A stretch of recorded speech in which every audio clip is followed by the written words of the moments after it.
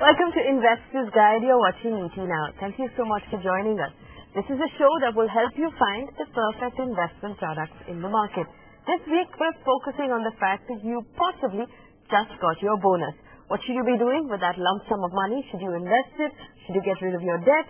How should you deal with it? That's what we're going to do over the next half hour. You can write to us. There's an email ID at the bottom of your screen. Send in any question you have about your money. And you know, we are partial on this show to our female viewers. So if you have a question about money, if you haven't done anything so far and you just want to get started, send us an email and we'll be glad to help. Over the next half hour, if you've just received your bonus for the year, we'll tell you if you should be using it to prepay your loan or should you be investing that money. In our product review this week, we look at the DSP Blackrock Top 100 Fund. And in our tax section, if you earn less than 5 lakh rupees a year, do you need to file your taxes? Coming up later on the show. Now, we know this is the time of the year that you normally receive your annual bonus. That's a large chunk of money. It's sitting in your bank account. Should you go shopping? Should you prepay your home loan? Or should you invest your money? We've done some research on the fact that home loans right now could cost you anywhere upwards of 10%. And a fixed deposit could give you 9%. What should you be doing with that lump sum of money? Take a look.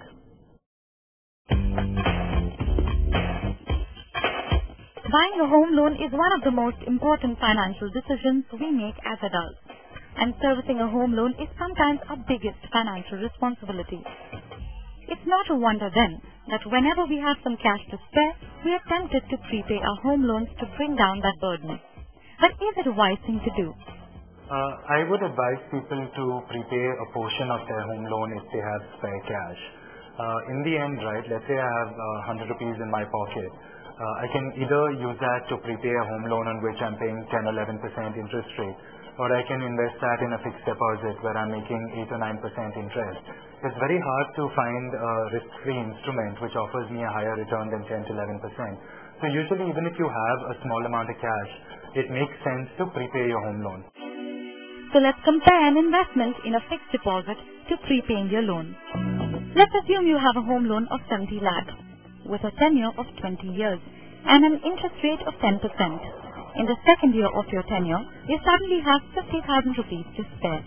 If you use that money to knock off a portion of your principal amount, your total outgo on your home loan will come down from 1,62,12,365 rupees to 1,59,68,793 rupees at the end of your term, excluding the 50,000 you just spent.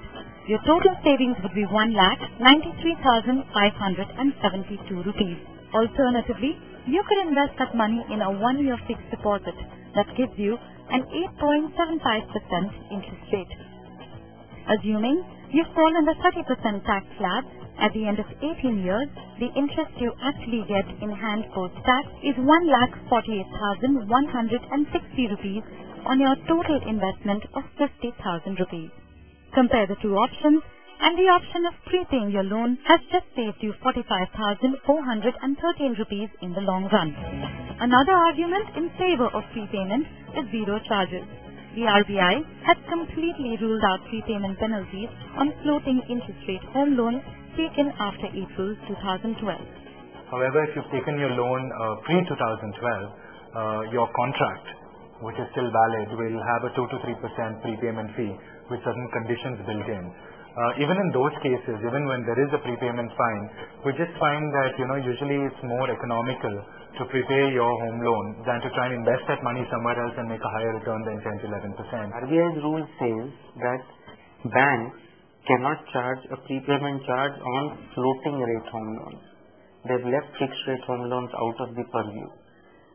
As far as NHB is concerned, which regulates housing finance companies such as DSP Limited or LIC Housing Finance, they have clearly said that you cannot charge a prepayment charge on floating rate loans under any circumstances, on fixed rate loans as long as the prepayment is from a source other than shifting to another financial institution. Remember, prepaying your loan is a good idea, provided you still have enough savings set aside for emergencies and you do not derail your financial plans. Often we find that people rush into a prepayment situation, and the two things I want to caution viewers about. One is that you must keep adequate liquidity What we don't want is that all your liquidity or all your bank balance is used up to prepay your loan. And then, unfortunately, you have an emergency and then you're borrowing at a much higher cost through a credit card or through a personal loan. Now, that's not very sensible. A home loan is a low cost and among the lowest cost loans available. So, to the extent you have it, you must be careful about why you want to close it. Even though the numbers never lie, make sure you consult your financial planner before you make a decision on how to use your savings. Alright, so let me bring in Dhirendra Kumar here. He's the CEO of Value Research and our in-house mutual fund expert. Dhirendra, it's been nearly 4 years that you've been helping us on this show. Thank you so much for joining us on Investor's Guide. Again, let's get straight to our portfolio versus portfolio segment. Well, Sagar Sachdev is written in from Hyderabad. He's 25 years old, Dhirendra. He just got married. He tells us he has no health insurance and no term insurance, so that's right on top on his list. He invests 5 lakh rupees in fixed deposits. He also puts 2,000 rupees in the ICICI Prudential Discovery Fund and Reliance Regular Savings. He has 1 lakh rupees a year going into his Provident Fund account as well. It seems to be taking care of his tax deductions. Now, he tells us he can set aside 25,000 rupees a month, and he wants to know what he should be doing with that money. Let's start where we should always start. The 3 contingencies: health insurance, life insurance, and an emergency fund. Should that be top of his list? Oh, absolutely. That is the first step even before he starts investing. And he has a lot of redoing, a lot of unlearning to do with all that he has done so far, like dabbling with stock and outsized fixed income allocation. He should have an emergency fund, but not of this scale. And PPF at this stage as your tax-saving investment, so I think it requires a complete rethink. He should first address his health insurance and term insurance need, and after that, get on with his 25,000 rupee allocation to one of our portfolio, maybe the aggressive growth portfolio, and move all his money, except for a sizable or meaningful part of it, into his emergency fund. Rest all the money that he has accumulated in various investments so far into that same portfolio.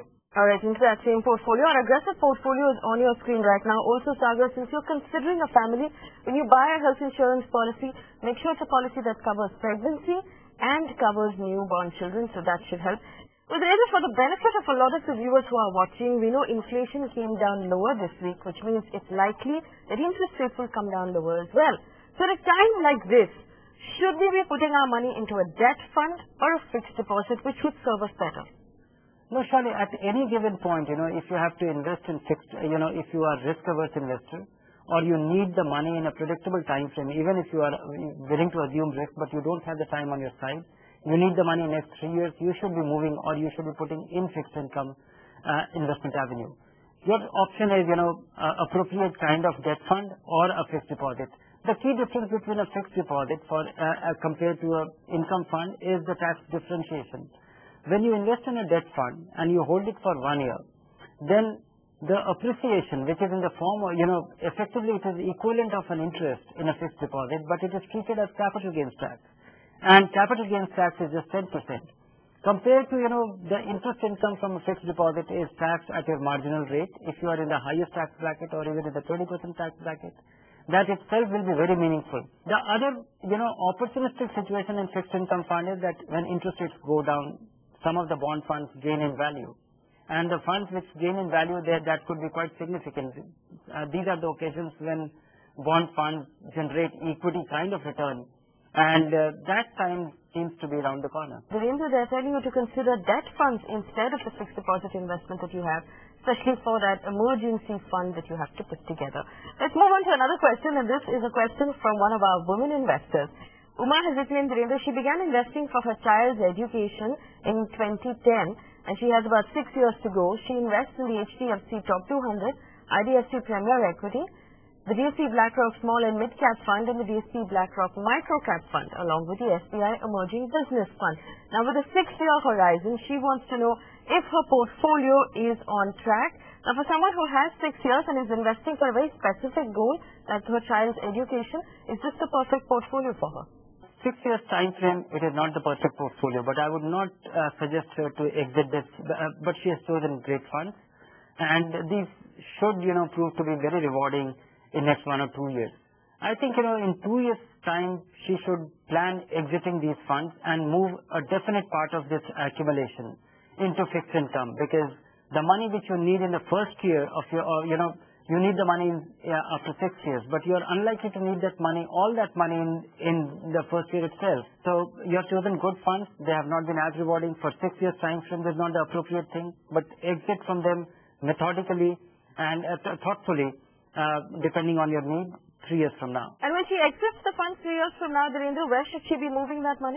That money should certainly be moving into an income fund or a short-term bond fund, and that is for a 3-year time frame. Only that part of the money which you need in the first year, and exiting from these funds, I think you should be redeeming them proportionately.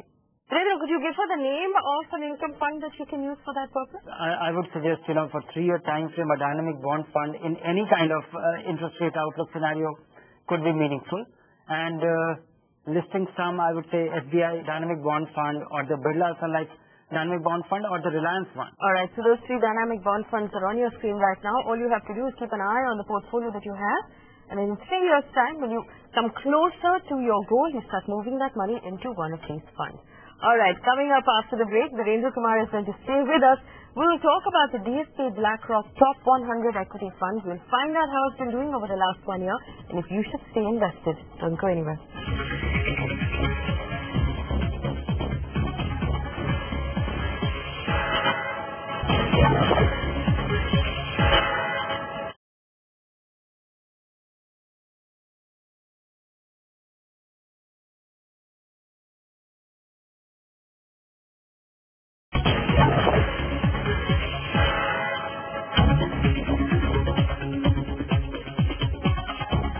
Welcome back. You're watching Investors Guide on ET Now. Thank you for staying with us. It's time for our product review of the week. And this week we're looking at the DSP Blackrock Top 100 Equity Fund. Avan is here to give us a very quick introduction. Avan. Thanks for that, Faye. The DSP Blackrock Top 100 is a steady horse. It has outperformed its benchmark in every year except once so far. The only year when it fell short of expectations was 2009. Where its strategy of being overcautious after the crash of 2008 prevented the fund from taking advantage of the bull run. But its recovery was quick. Its ability to remain a purely large-cap fund and its focus on strong businesses makes it less volatile than some of its peers. The fund so far has given returns of up to 26% since its launch in February 2003. It concentrates on sectors like financials, energy, and technology. A stable performance and consistency year on year has been its hallmark. Let's take a look at some figures. If you invested 1,000 rupees in this fund when it launched, you would have 10,081 rupees today. So should this fund find its way into your portfolio? Our experts are here to give you the answer. With that, it's back to you, Faye. Avan, thanks for that information. Dhirendra, DSP Blackrock Top 100 Equity Fund. Now, we do know over the last 1 year it's had more trouble beating its category average. Is this cause for concern? Not really. It has broadly stuck to its mandate that it has certainly, investing in the top 100 companies by capitalization. It has remained a large cap fund. And, there is one thing very disappointing with this fund is its turnover, which is, I see the portfolio changing way too often. Or at least the priority or the weightings in the portfolio. That is something which is which is little disappointing, and that seems to, that has not worked in recent times. And I would say that over the past 3 years, its margins relative to, its first 7 years were outstanding. It was ahead of the pack of the large cap funds substantially. And nowadays, what I find is that, every now and then it is little ahead or little behind the average fund in the large cap universe. So that it has lost its what used to be its big lead. But yes, it has beaten the benchmark in 9 of the 10 years it has existed. It remains a good fund. It is no longer that kind of the outstanding fund it used to be, or I would have said till about 2010. So Dhirendra, what does that mean for those of us who have this fund in our portfolio? Should we start to get worried? Should we reconsider? What should we do? No, there is nothing alarming with this fund. But yes, what it means is that if you are looking for a large cap fund, you have superior alternatives. Here is a fund which for past 3 years, off and on, been lagging the average fund in the category. Alright, Dhirendra, you gave it 4 stars the last time we reviewed it. Where would you place the DSP Blackrock Top 100 fund? I would slot it as a decent fund, and again, assign a 4 star. It's certainly not a top of the league. Alright, it's not top of the league, but 4 stars there for the DSP Blackrock Top 100 fund. We're going to keep a very close eye on this fund if you are one of those investors, and we will tell you what you should be doing. But right now, Dhirendra says no reason to panic. Let's move on to our hold or sell segment. Gaurav has written in, Dhirendra, he invests 10,000 rupees a month in his portfolio. His goal is to accumulate 12 to 15 lakh rupees over the next 5 years, which means that he really wants to double his money. He wants to know if these investments are going to help him achieve that goal. Top of that list, DSP Blackrock Equity. Should he continue investing in that fund? Yes, this is a decent equity fund. It is an all-cap fund, so yes, worth holding and continuing with investment. For Franklin India Blue Chip is the next on his list. I know this one is something you have always rated very high, but for the current goal that he has, is this the fund he should have? No, it may not be the most appropriate fund because Franklin Blue Chip is an outstanding large cap fund, but it may not be the best fund because he has aggressive return expectation. And I would urge him that, given his time frame, he should not be into any of these funds. He should rather be into a balanced fund. But if it is not if it's a negotiable goal, it is, likely that he needs the money in 5 years, but it will be all right if he gets the money in 6.5 years or 7 years, then he should continue with this plan. If his 5-year plan is a non-negotiable goal, he must have that money in 5 years' time, then I would suggest him that he should not consider any of these funds. He should simply switch to a stable growth portfolio of balanced funds. Alright, so let's assume then that Gaurav, being 29 years old, is just an aggressive young man who wants strong returns. Then the next 2 funds on his list, the IDFC Premier Equity and HDFC Mid-Cap Opportunities, are these 2 funds the funds that will give him those returns? Yeah, these are the funds, which are appropriate. If he's chasing aggressive return, expecting superior performance, there's the one compared to a large cap fund. Well, the next on his list, Dhirendra, is the most shares NASDAQ 100 ETF. Now, this is an interesting fund. It gives him an international exposure. Help him cap this exposure. How much of his portfolio would you like him to invest in this fund? I would like him to, invest a meaningful part of it and not 5% of his portfolio. It could well be 20%. And the way I look at this fund is that it invests in very high growth companies over a longer time frame. Despite all kind of predictions, without getting into the detail of day-to-day fluctuations and movements, or current account deficit and all the jargon, I would believe that over a longer time frame, the rupee will depreciate. And I'm referring to 3-year, 5-year time frame simply because of the difference in the interest rate in the two economies. So there will be an advantage there. Besides, NASDAQ 100 is an aggressive growth portfolio going by its complexion. So it should be a meaningful part of the portfolio than a very nominal one. And last on his list is the Goldman Sachs Hang Seng ETF. Now, if he has NASDAQ most shares, does he also need this fund? I find that, if you have the Indian exposure, which is significant, and this is something about which I don't have any meaningful, I don't see a significant edge in investment. And things have, not worked out as per plan. There are just too many moving parts. The premise for NASDAQ 100 is very clear. It's a very tempting portfolio of high growth stocks and dominantly a technology portfolio. Not this fund. I would suggest him. I would urge him to be out of it. All right, get out of that last fund. Now, we hope that helps. The list is on your screen. This should help you get those aggressive returns that you're looking for. If you have changed your mind on what your goal is, you can get back in touch with us.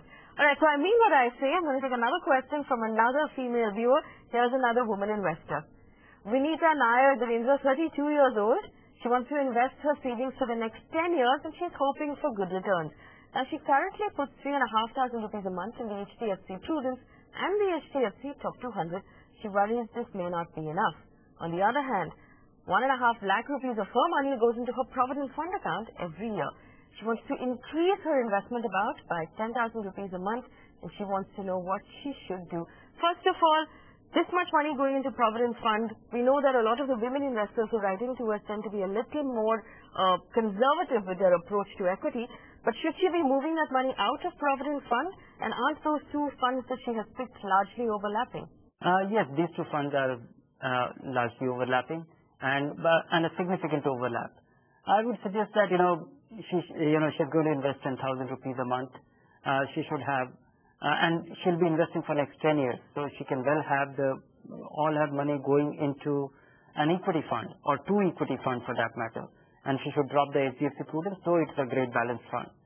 And I would still, if she is investing the incremental savings into these two equity funds, then she should not touch her Provident Fund. A lot of people who may not be disciplined with their investments should not lay their hands on the Provident Fund. And I would say that don't fiddle with your Provident Fund money. Well, Dhirendra, you did say she should use two equity funds. Now, one of those will be the HDFC Top 200. Which one should the other one be? If I have to choose one or two, I would say, Quantum Long-Term Savings Fund. That could be another one. Or maybe a DSP Blackrock equity or a Birla Sun Life Frontline equity. I'm suggesting low maintenance, diversified fund, primarily from the larger mid-cap category. All right, Vinita, on your screen right now are the funds that Dhirendra recommends you should add. You can pick one of these and add it to the HDFC Top 200. You should be okay. Good luck and get back in touch with us if you need anything else. I'm going to slip in one more very quick question. Satish is 40 years old. He has 20 lakh rupees split between the fixed deposits and his PPF. No financial commitments right now. He can save an extra 50,000 rupees a month. No mutual funds so far. Doesn't understand equity. What should he do with that money, Dhirendra? 50,000 rupees a month and all his money into PPF and fixed deposit. He should get started with our aggressive growth portfolio. And even if he is getting into our aggressive portfolio, looking at all his accumulation, which is into bank fixed deposit and PPF, it will be an ultra conservative portfolio. So get started with it, and as you gain confidence or you get used to it, and you get used to this whole method of investing regularly in equity, your long-term allocation, maybe 2 years from now you will be tempted to move a greater part of your fixed income allocation to this portfolio. Okay, our aggressive growth portfolio is on your screen right now. Get back in touch with us if you need any more help. Dhirendra, thank you so much for answering our questions on the show this week. Coming up after the break, we'll find out if you have an income of less than 5 lakh rupees, do you need to file your taxes? Don't go anywhere.